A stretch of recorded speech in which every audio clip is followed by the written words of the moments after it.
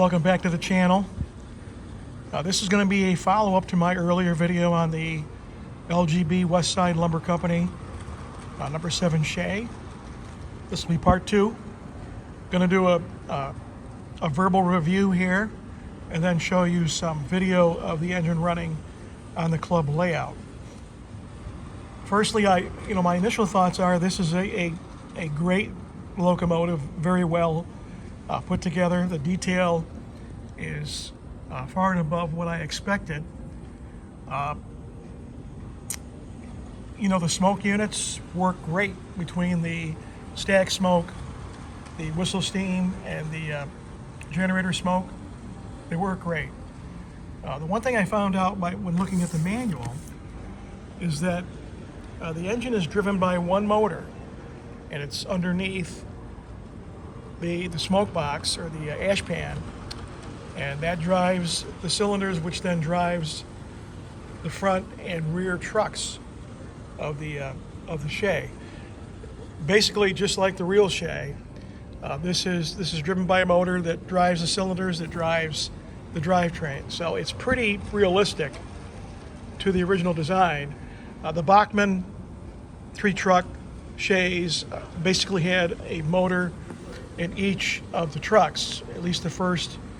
On a 2-truck, it had it on the first and the second, and in the 3-truck, it had it on all on both. And then the third one was a dummy that just moved with the fact that you had the union joints there to move that. So that's a little bit different with the Bachmann.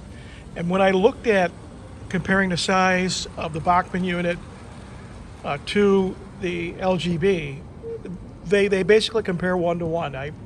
I see where they're about the same size. So I know that this was originally thought to be like a 1/22nd scale. To me, this is more 1/20th scale, and that will fit right in well with the Bachmann Shays Climax High Slur that I have. So this will be a good addition. The one thing I noted that when this engine came, it did not come with some things that I thought it should have. Number one, there were no builder's plates on the smoke box.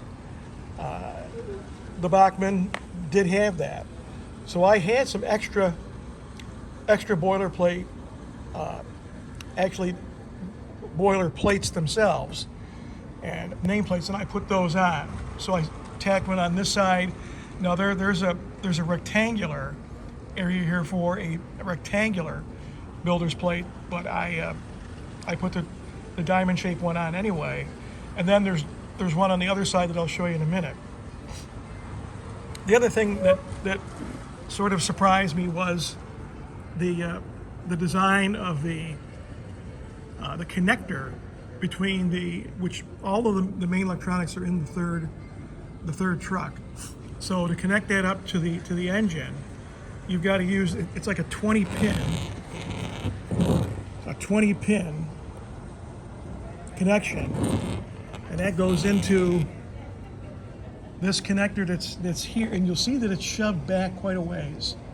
And these 2 clips here will engage the actual connector to lock it in once you push it in. The issue is when you've got this on a track and you're trying to get this thing lined up, to me it's frustrating. It's not easily connected. I wish that this receptacle here was further forward so that you could see it better when it's on a track and hook it up. But obviously it is what it is. I'll have to make sure that I watch what I'm doing.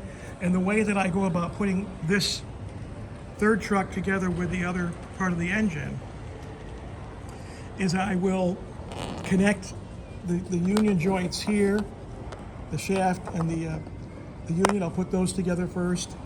Then I'll hook the actual third truck to the second truck, and then I'll try to plug it in. You do it the other way, it becomes a little bit harder to get this up when the plug is plugged in.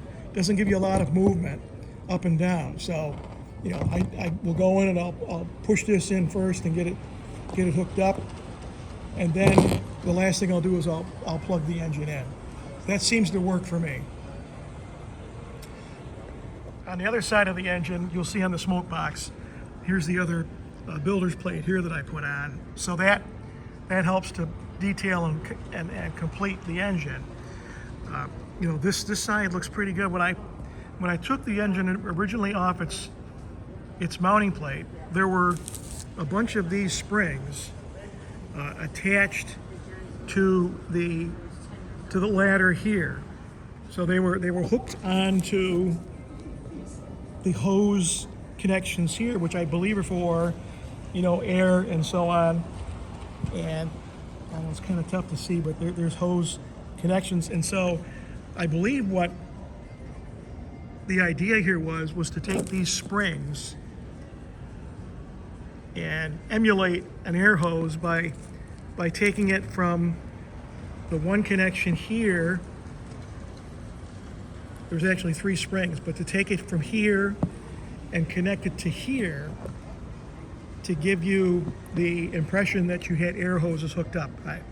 And you can see what happened with me.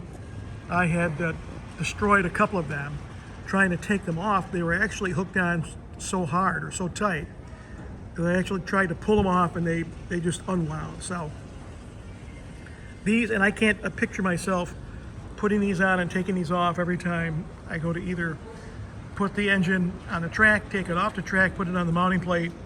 It becomes cumbersome. So what I'm going to do is Ozark Miniatures has these glad hand sets available with actual rubber hose that I can take. I'll buy a few of these, I'll make those up and use them to connect between the front and the back truck, or the middle and the back truck. And what I'll do between the glad hands, I'll add a couple of micro magnets to the glad hands so that they will snap together. When you put them close together, they'll snap together, and then that way I can leave one half of the glad hand hose set attached here and one half attached here, and they'll be permanent. And then you just, you know, clasp the glad hands together when you go to run. So I'll put a couple of those on here. And I think that there was only 3, but I'll add 2. That'll be good enough, and that'll handle that problem. The only other thing that I wish LGB would have done is given some more detail parts, whether oil cans, axes, smudge pots, things like that. I mean, we got those with the Bachmann. Now, granted, that was from 20 years ago, but that would have been nice to have. They did put a rake up on top of the tender here, so they did attempt to do it, but I think that you know, some more plastic parts would be nice to complement this engine. I'm going to put some on here just to make it look more realistic, maybe weather it a little bit as well, and bring the engine into what my standards are regarding how it should look. I also added the air hoses on the back here